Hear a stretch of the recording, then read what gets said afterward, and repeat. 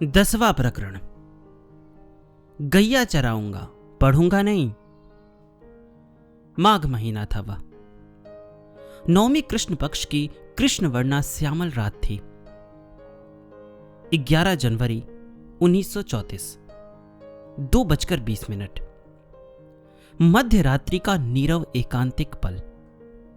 ध्यानस्थ योगियों की अभिष्ट वेला ही सुहाई होगी उस दिव्य आत्मा को। कांवल का अकृत्रिम, अनौपचारिक ग्रामीण संस्कृति से ओतप्रोत आसमान ही उस विमल आत्मा को उपयुक्त लगा होगा। तभी तो कड़वे तेल की निरामय मध्यम मध्यम दीप्ति और गोबर लिपि भीनी भीनी महक से सुवासित कुटी में वह मौनी महात्मा चुपके से प्रकट हो गए। जनते अबोध शिशु की तरह रोए नहीं वह। तब तो यह रहस्य न समझ सभी घबरा गए होंगे, परंतु अब उस जीवन मुक्त आत्मा का विलक्षण तरीके से जन्म लेना समझ में आता है। माता सुमित्रा देवी की कुक्षी कृतार्थ तो हुई, लेकिन चंद्रबली नामक इस दिव्य पुत्र को मात्र 6 महीने का उसकी बुआ की गोदी में सौंप वह स्वयं शरीर त्याग गई।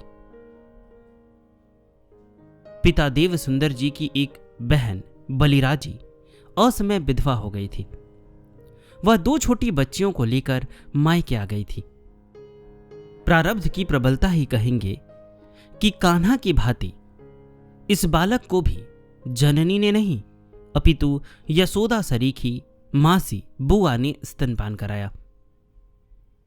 5 वर्ष तक दादी और बुआ के इस लाडले ने केवल मात्र दूध ही पीकर यह बताया कि मूलतः वह दुग्धाहारी है, पेयहारी है।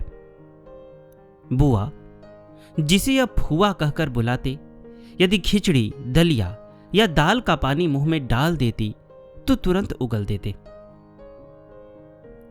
बहन दूध पर रोटी को मसलकर उसकी परत चढ़ा देती।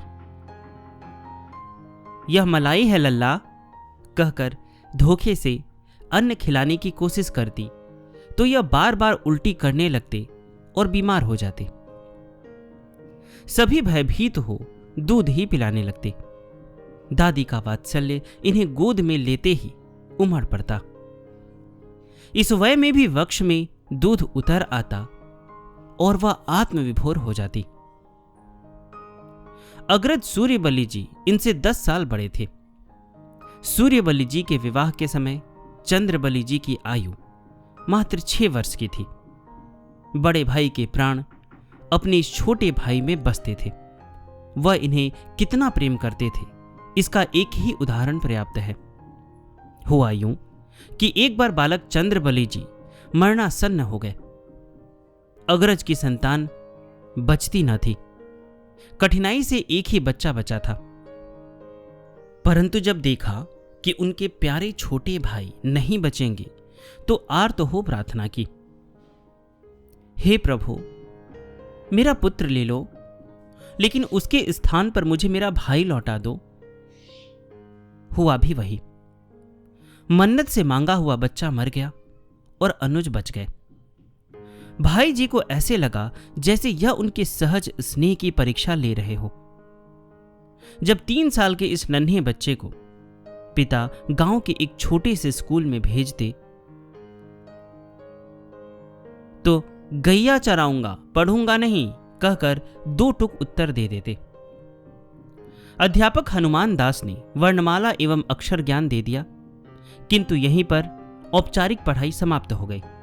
उस समय परिवार में सभी खींचे होंगे, परंतु उन्हें नहीं पता था कि यह बालक तो उस ब्रह्म विद्या का अधिकारी है जो विमुक्त कर देती है। यह भेद तब खुला जब श्रोत्रिय ब्रह्मनिष्ठम के रूप में आप जगत गुरु स्वरूप से सुशोभित हुए। हां, इतना अवश्य है कि दादा ने बचपन में ही हनुमान चालीसा रटा दिया था। वह इन्हें खूब प्रिय था। आँख खुलते ही 3 साल का यह बच्चा बिस्तर पर बैठकर कसकर नयन मूंद लेता और हिल हिल कर जय हनुमान ज्ञान गुण सागर, जय कपीस तिहु लोक उजागर जोर जोर से गाता। दादा ने भी समझाया कि स्नान करके हनुमान चालीसा बोला करो। पुरोहित ने भी देखा तो कहा, बच्चा, स्नान करके हनुमान चालीसा पढ़ा करो। अब उठते ही स्नानोपरांत हनुमान चालीसा के पाठ से ही आपकी दिनचर्या प्रारंभ होती रही। इस प्रकार 3 साल की आयु से ही भगवान मारुति की आराधना प्रारंभ हो गई। 4 वर्ष की आयु में चेचक रोग से ग्रसित हो आप मूक अंध बधिर की नाई विक्षिप्तावस्था में पड़े रहते। मुख से लार गिरती रहती। न खाना पीना, न बोलना, न ही आंखें खोलकर किसी को देखना। 1-2 दिन नहीं, अपितु 4 से 11 वर्ष की आयु तक अर्थात 7 साल तक बाह्य संसार से आपकी उन्मुखता अबुझ ही थी। झाड़ फूंक, जादू टोना, प्रेत बाधा निवारण में सारा परिवार जूझता रहा, परंतु व्यर्थ। चिंतित भाई जी ने एक प्रसिद्ध ज्योतिषाचार्य से पूछा तो आपकी जन्मपत्री बांचते हुए उन्होंने भविष्यवाणी की, सर्वविध राजयोग है, विलक्षण जन्मपत्री है इसकी, या तो राजा होगा या वीतरागी विश्व पूज्य होगा। या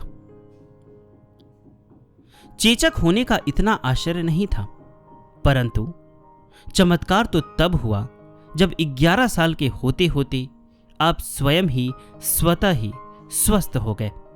ऐसा लगा जैसे कुछ हुआ ही ना हो। और घोर आश्चर्य तो तब हुआ जब स्वस्थ होते ही इस 11-12 वर्ष के बालक का नया अनूठा स्वरूप देखने को मिला। गैया चराऊंगा, पढ़ूंगा नहीं कहने वाला बच्चा अब कल्पना से ही कविता रचने लग गया। घर से 1 मील दूर गांव भर का एक साझा तालाब था। उसके चारों ओर आम के सघन वृक्ष की छाया तले आंख मूंद कर बैठना और तालाब के पास स्थित छोटे से मंदिर में स्थापित हनुमान जी की मूर्ति की पूजा अर्चना कर उनसे बातें करना। कभी दिगंबर अवस्था में घंटों आसन लगाकर ऐसी बातें कहना जो सामान्य समझ से परे हो। यही सब इस किशोर की दिनचर्या थी। हनुमान चालीसा के साथ साथ अब प्रत्येक मंगलवार का व्रत रखना तथा तब तक पानी की बूंद भी मुंह में न डालना जब तक हनुमत आराधना पूर्ण न कर ले, चाहे दिन के 2 बज जाए या 3, सर्दी हो या घोर गर्मी, निरंतर यह नियम निभता रहा। श्री बाकुड़ा नामक एक सखा के साथ गैया चराने जाते तो आप स्वतः स्फूर्त छंद, सवैया, फगुआ, कवित्त रचते व गाते जाते। हनुमत आराधना का सुफल ही होगा कि 12-13 वर्ष के अनपढ़ सांवले सलोने बालक ने हनुमत पैज और अंगद पैज नामक छंदमय काव्य रच डाले। 7 वर्ष तक जिनकी स्मृति लुप्त रही वही अब तीव्र स्मृति से संपन्न हो गांव के आसपास कवि गोष्ठियों में जाकर मौखिक रूप से कविताएं सुनाते। कबीर जी का पद मन लागा मेरो यार फकीरी में और रस गगन गुफा में अजर झरे इनके प्रिय पद थे, जिन्हें चलते फिरते ऊंचे ऊंचे मस्ती में गाते जाते। फुआ लाड़ लड़ाती तो मन से गढ़कर उसे कहते, पीने को दूध नहाने को गंग, चढ़े को तुरंग ओढ़े को दुशाला, इतना मंगन प्रभु मांगत हो, यादो मृग नैनी या मृगछाला। मृगछाला का तो अभी समय नहीं आया था। मृगनैनी मिल गई। बाल विवाह की ग्रामीण परंपरानुसार 13 वर्ष की आयु में स्वतंत्र घूमते किशोर को बांध दिया गया। अनेई गांव के श्री काशीनाथ और श्रीमती सहदेई की पुत्री चंपा के साथ आप विवाह सूत्र में बांध दिए गए। परंतु इस स्वतंत्र वृत्ति को बांधने में स्वजन और समाज सभी विफल रहे। हनुमत आराधना तथा काव्य पाठ के साथ साथ कुश्ती लड़ते हुए सभी को पराजित करने का शौक भी रखने लग गए अब 14-15 साल के यह नवयुवक। किशोर से युवावस्था में बदलते चंद्रबली जी में सुंदर परिवर्तन लक्षित होने लग गए। लगभग 6 फुट श्यामल दीप्ति से दीप्त कसरती, सुडौल, देहयिष्ट तेजस्वी विशाल रत्नारी नेत्र, चौड़े माथे के मध्य बजरंग बली की पूजा के बाद का लगाया गया सिंदूरी श्री तिलक, चाल में उच्च कुल के गौरव से परिलक्षित स्वाभिमान और व्यक्तित्व के भीतर का फक्कड़पन भी लक्षित होने लग गया। इसी बीच एक अन्य घटना घटी। चंद्रबली जी अपनी बुआ के ससुराल एक गांव में गए। गांव गंगा किनारे था। वहां एक सज्जन थे जिनका नित्य प्रति का नियम था प्रातः गंगा स्नान के बाद गंगा के 1 मील तक घूम घूम कर महात्माओं को ढूंढना और घर से दूध दही के मटके भर भर के ले जाकर उनको भोग लगाना। वहां बहुत से ऐसे महात्मा थे जो काशी और प्रयाग की परिक्रमा करते रहते थे। वे प्रयाग से काशी तक चलते, फिर वहां से दूसरी तरफ घूमते और प्रयाग में मिल जाते। उनमें अधिकांश सिद्ध महात्मा होते थे। एक दिन वह सज्जन चंद्रबली जी को साथ ले गए और कहा, भैया तुम इतना पाठ पूजा करते हो, चलो तुम्हें महात्मा के दर्शन कराएं। दही का भरा हुआ मटका साथ ले लिया। गंगा किनारे आम के पेड़ के नीचे एक महात्मा बैठे थे। केवल कौपीन पहनी थी, बाकी सारा शरीर नंगा था। सामने नारियल का कटा हुआ खप्पर रखा था। दोनों ने प्रणाम किया और बैठ गए। वहां पास में ही चमारों के घर थे। उनके 4-5 लड़के वहां आकर खड़े हो गए। 1-2 कुत्ते भी वहीं आकर बैठ गए। महाप्रसाद पालो, उस सज्जन ने कहा तो वे बोले, इस खप्पर में डाल दो। खप्पर दही से भर दिया तो महात्मा ने कुत्तों को बुलाकर पूछा, क्यों भाई, खाना है तुम्हें? कुत्ते आ गए और दही खाकर खप्पर खाली कर दिया। उसे फिर दही से भर दिया गया। अब उन्होंने चमारों के लड़के को पूछा, तुम्हें खाना है? लड़के भी दौड़े आए और उसी में हाथ डाल डाल कर खाने लगे। जब खप्पर खाली हो गया तो उन्होंने पूछा, क्या और दही है तुम्हारे पास? हां महाराज। उन्होंने दही उसी खप्पर में डलवा लिया, खप्पर उठाया और दही पीने लग गए। पीकर हंसते हुए कहा, बहुत बहुत आशीर्वाद, अब तुम जाओ। लौटते हुए ब्राह्मण कुमार चंद्रबली जी को कुलगत संस्कारों ने झिंझोड़ दिया। यह कैसे महात्मा है? कुत्ते का जूठा खाया, चमार का जूठा खाया। वह सज्जन बोले, यह परम सिद्ध महात्मा है। इनकी दृष्टि में कुत्ते, चमार और अपने में कोई भेद नहीं है। यह सब में आत्मदर्शन करते हैं। यह घटना तथा उन महात्मा जी की उच्च अवस्था की झांकी सदैव चंद्रबली जी के अंतस में अंकित रही। गीता के 5वें अध्याय में लिखा है, ज्ञानी महात्मा विद्यायुक्त ब्राह्मण गाय, हाथी, कुत्ते या चांडाल में भी समभाव से देखते हैं। यह महात्मा भी गीता के इस श्लोक को जीते थे। चंद्रबली जी पर इसका अमिट प्रभाव पड़ा। गांव वापस आकर वहां से 3 मील दूर लल्ला नामक 40 साल के प्रसिद्ध पहलवान को दंगल में चंद्रबली जी ने पराजित किया। परंतु हनुमान भक्त की सारी शक्ति वीर रस में व्यर्थ होते देख कुलगुरु श्री शारदा प्रसाद जी उपाध्याय ने समझाया, तुम्हारा जीवन क्या इस प्रकार से लड़ने के लिए है? तुम्हारी दिशा तो दूसरी है। कुछ सार्थक काम करो। उपाध्याय जी को भगवती की सिद्धि थी। उनकी वाणी अमोघ थी। उन्होंने इन्हें आशीर्वाद दिया और भक्ति करने को प्रेरित किया। विधि का विधान ही होगा। जो जौनपुर राजा प्रदत्त अतुल संपत्ति को त्याग यह परिवार इस छोटी सी सुविधा विहीन गांव में आ बसा था।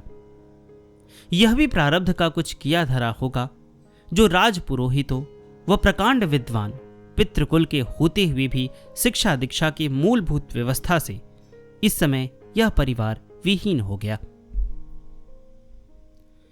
कहते हैं 7 पीढ़ी तक एक परिवार माना जाता है। पिता के वीर्यगत गुण यानी जीन्स 7 पीढ़ी तक चलते हैं। पिता के 28 गुणपुत्र में आते हैं, दादा के 23, परदादा के 20, फिर 15, 10, 3 और 7वीं पीढ़ी तक एक रह जाता है। तभी तो सनातन धर्म में मरणोपरांत सतपिंडी क्रिया की जाती है। अब यद्यपि औपचारिक शिक्षा और भौतिक सुख सुविधाओं के अभाव में यह परिवार कुछ समय के लिए सरस्वती और श्री से दूर हो चुका था, परंतु कुलगत संस्कारों की समृद्धता भरपूर थी। परिवार की परस्पर निस्वार्थ त्यागमय आत्मीयता और तुष्टि संतुष्टि युक्त विरक्त वृत्ति की साधुता गांव भर में चर्चित थी। परिवार धीरे धीरे बढ़ रहा था और गांव में कभी अकाल, कभी प्लेग का प्रकोप। खेती योग्य भूमि तो थी, लेकिन पानी के लिए आसमान की ओर ताकना पड़ता था। परिवार का पुरुष वर्ग अपनी जिम्मेवारी निभाने हेतु नगर की ओर चल पड़ा। पिता देवसुंदर जी कलकत्ता चले गए तो पुत्र चंद्रबली जी भी वहां आने जाने लग गए। प्रारंभ में वर्णित दृष्टांत के अनुसार कलकत्ता में मई 1953 में चंद्रबली जी को उनके अलौकिक सूक्ष्मात्मा सद्गुरुदेव मिले और आप में पिछले 27 जन्मों की स्मृति उभर आई थी। पिछली सिद्ध अवस्था की जागृति होते ही काशी विश्वनाथ और अयोध्या से होते हुए अब चित्रकूट पहुंचे। कठोर साधन स्वाध्याय, सतत अभ्यास वैराग्य तथा सतवृंद के चरणों का सेवायुक्त सेवन ही परम सिद्धि का उपाय है। यह शिक्षा दी आपने स्वयं के जीवन से। इसी के फलस्वरूप आप प्रत्येक साधन की विधि को अति अल्प समय में अनुभूत करते चले गए। अंतरात्मा की प्रत्येक स्फुरना तथा तन मन की प्रत्येक चेष्टा आपके उन सूक्ष्मात्मा गुरुदेव द्वारा ही संचालित हो रही थी।